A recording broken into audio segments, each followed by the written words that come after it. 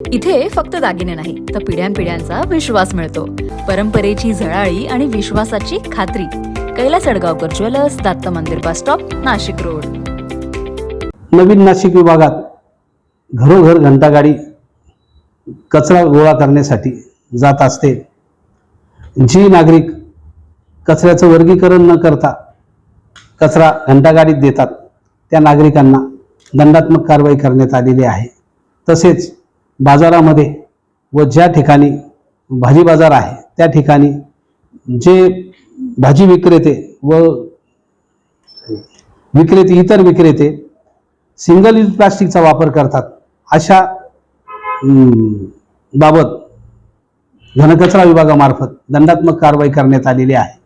तरी नागरिकांना आवाहन करण्यात येते की घंटागाडीत कचरा देताना वर्गीकरण करून द्यावं, ओला व सुका याप्रमाणे वेगवेगळा कचरा द्यावा, तसेच सिंगल प्लास्टिकचा वापर करू नये असे आवाहन करण्यात येत आहे. 3 ते 4 महिन्याच्या कालावधीमध्ये एकूण 1257 नागरिकांना दंडात्मक कारवाई करण्यात आली आहे आणि यातून 14,24,000 रुपये दंड करण्यात आला आहे. NCN न्यूजसाठी सचिन दिवटे, नवीन नाशिक.